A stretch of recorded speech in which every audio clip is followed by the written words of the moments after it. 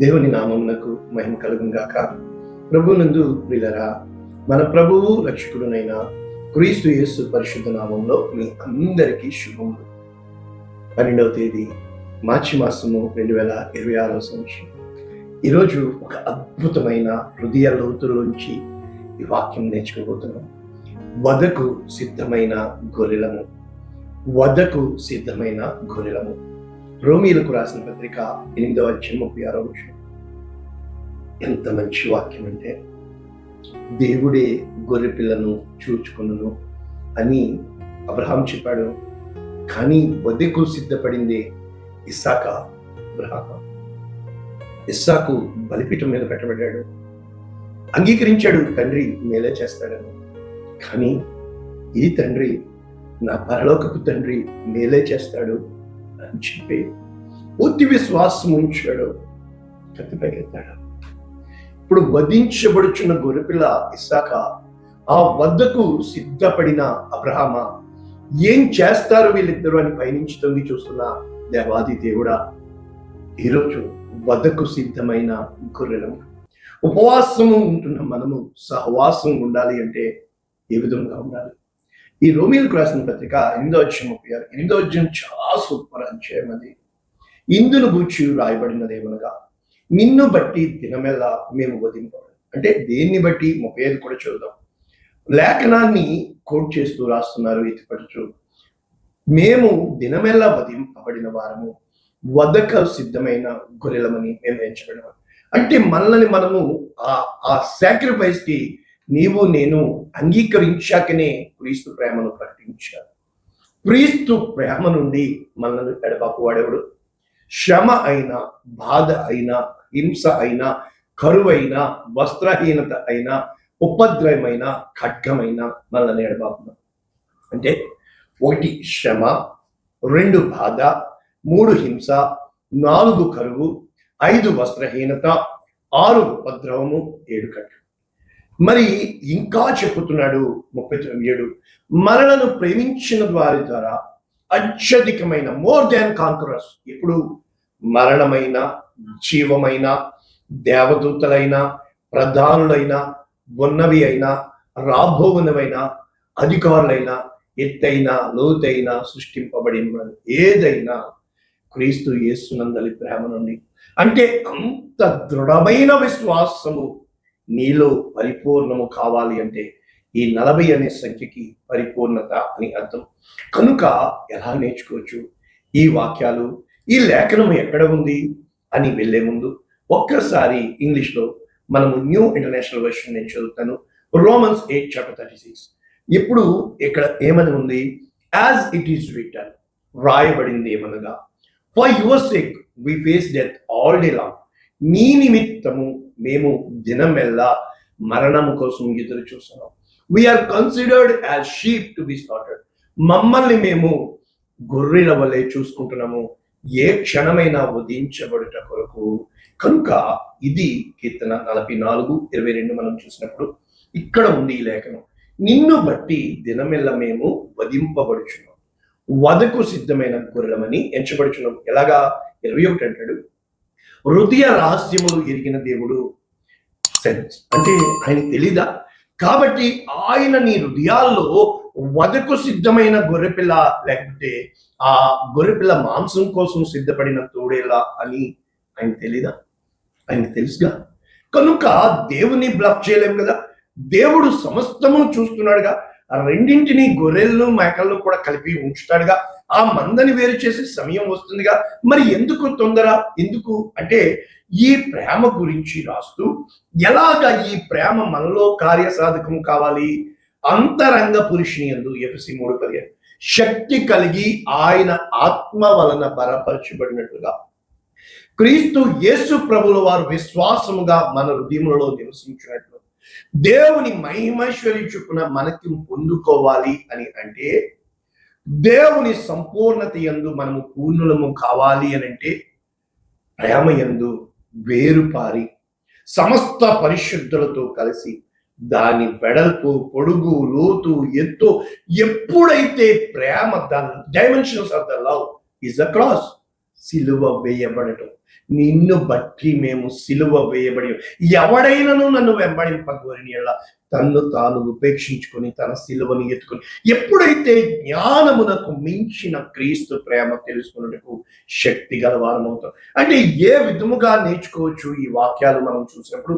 ఈ ప్రేమకి పరమగీతం ఉంది కదా, song of Solomon, the song of love. ఆయన ఏమంటున్నాడు 8వ పరమగీతము 6వ వచనంలో, ప్రేమ మరణమంత బలమైంది కానీ ఈర్ష్య పాతాళమంత కఠోరం. అంటే ఈ ప్రేమ చనిపోవడానికి సిద్ధమయ్యే ప్రేమ, ప్రాణం పెట్టిన ప్రేమ, శాశ్వతమైన ప్రేమతో నిన్ను ప్రేమిస్తున్నానంటాడు ఇర్మియా 31. ఆ ప్రేమ పాపులమైన మన కోసం ప్రేమిస్తూనే ఉంటాడు. ఆయన తన చిత్తము వరకు జరిగే వరకు నెరవేర్చడం. అంటే మనము ఏ స్థితిలో ఉన్న, నా స్థితి చూచిన ప్రేమ, నాపై జాలిని చూపిన ప్రేమ. ఈరోజునైతే మన కొరకు పరుగెత్తి మనల్ని ముద్దాడి మనల్ని లేవనెత్తిన ప్రేమ ఈ కల్వరిలోని క్రీస్తు ప్రేమ. ఇక్కడ ఏమంటే దాని జ్వాలలు, అగ్ని జ్వాల. అంటే ఈ ప్రేమ ఏం చేస్తుందంట? యెహోవా ఆ ప్రేమ దేవుడు పుట్టించాలా నీ హృదయం మీద నన్ను నామ అక్షరముగా. అంటే హృదయము మీద చెక్కబడిన ఆ ప్రేమ రాతి పలకల మీద కాక, హృదయము అనే మెత్తని పలకల మీద ఆత్మ అనే సిరాతో దేవుని ప్రేమ రాయబడినప్పుడు, నీ భుజమునకు నామాక్షరముగా ఉంచినప్పుడు, అంటే ఆయన పేరు ఈ భుజముల మీద, ఈ హృదయము మీద, వీటి మీద రాయబడినప్పుడు అగాధ సముద్రము ఆ ప్రేమ జ్వాలను ఆర్పలేదు. అంటే అగాధ సముద్రము వచ్చినా కూడా ఆ ప్రేమను నదీ ప్రవాహములు దాన్ని ఉంచివేయచాలు. ఎవడైతే ప్రేమ కోసం సాహస్యం అంతా ఇచ్చినా అతడు తిరస్కారంతో ఇది జరుగుతుంది. నా జీవితంలో ప్రేమించి సమస్తం ఇచ్చేస్తాము కానీ చేతకనలో చూస్తుంది ఈ లోకపు ప్రేమ. ఈ లోకపు ప్రేమ స్వార్థపూరితమే, ఈ లోకపు ప్రేమ పక్షపాతం, ఈ లోకపు ప్రేమ మెప్పులు కోరుకునే ప్రేమ. అది ప్రేమే కాదు, అది ప్రేమ కంటే ఆకర్షణ.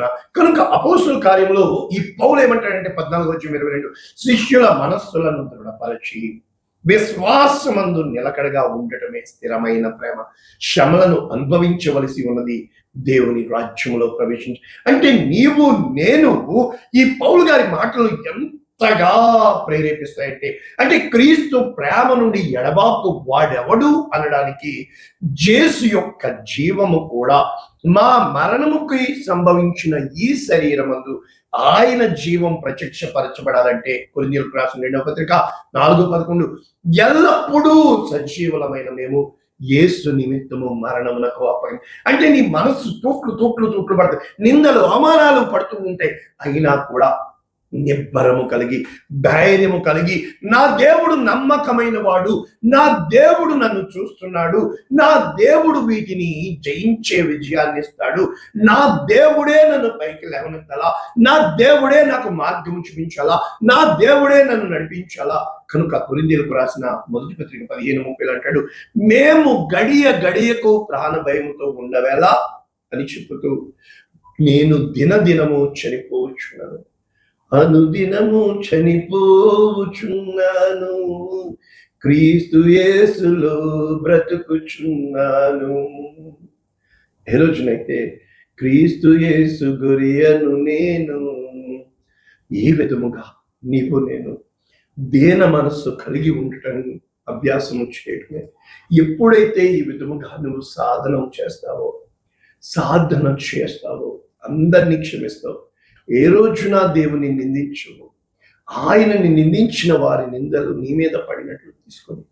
అంటే తిమోతికి రాసిన 2వ పత్రిక 3:12, క్రీస్తు యేసునందు సద్భక్తితో బతుకును ఉద్దేశించి వారు సంఘం హింసించబడి, నీవు నేను శ్రమ కలుగక మునుపు ఎలా ఉంటామో తెలియదు, శ్రమ కలుగుట మనకి మేలు. ఆ ప్రేమ పరీక్షకు పెట్టబడకుండా దేవుని నిమిత్తమో, అంటే ఆయన ప్రేమించు వారి కొరకు ఏమి సిద్ధపరిచినో కంటికి కనబడలేదు, చెవికి వినబడలేదు, హృదయం కానీ సిద్ధపరిచినవి ప్రతిదీ ఆయన ఎంతమంది అయితే, అంటే రోమీలకు రాసిన పత్రిక ఈ 8వ అధ్యాయము 28వ వచనం చక్కటి వాక్యాలు మనకుంటే, దేవుని ప్రేమించు వారి కొరకు ఆయన సంకల్పంలో, ప్రణాళికలో, పిలుపులో పిలువబడిన వారికి సమస్తము మన మేలు కొరకు. అది కీడైనా కీడు వెనకాలే మేలు దాచు, అంధకారం నుంచి వెలుగు కలుగుతుంది. ఈ యొక్క ద్వేషములోంచే ప్రేమను పుట్టిస్తాడు. ఈ ప్రేమ మనిషి ప్రేమ కాదు, దేవుని ప్రేమ. ఏ రోజునైతే ఒక పరబ్బాలోంచి ప్రేమను తీసినవాడు, తనని పొడిచిన వాళ్ళలోంచి ప్రేమను తీసినవాడు నా యేసు క్రీస్తు ప్రభువారు, ఆయన ప్రేమ తప్ప ఏదియు ఎరగకుందును గాక అని ఏ రోజునైతే, నిన్ను ప్రేమించే వారిని నువ్వు ప్రేమిస్తే లాభమేంటి, నిన్ను ద్వేషించే వారిని సైతం, మీ శత్రువులను ప్రేమించండి, మిమ్మల్ని శపించు వారిని దీవించండి, మీరు వారి కొరకు పూటపడాలి అని చెప్పబడుతున్నారు. చాలా కష్టం. ఇవి ఆత్మీయ పాఠాలు. ఏ రోజునైతే ఆత్మీయ పాఠాల్లో నీవు నేను గుణపాఠాలు నేర్చుకుంటామో సమస్తము సాధ్యం. అటువంటి కృప, మహిమ, ఐశ్వర్యం మనం పొందుకున్నాగా. పరిశుద్ధుడా, ప్రేమ కలిగింది. ఎందుకంటే ఈ వాక్యము అనేక మందికి ఆశీర్వాదం, అనేక మందికి దీవెన, అనేక మందికి రక్షణ ఆధారంగా యేసు నామమున క్షేమని యేసు నామమున దీవిస్తున్నాను తండ్రి. ఆమేన్. God bless you all. దేవుడు మిమ్మల్ని దీవించుగాక. లైక్ చేయండి, షేర్ చేయండి. మన ఛానల్ అనేక మందికి బయలుపరచండి. దేవుడు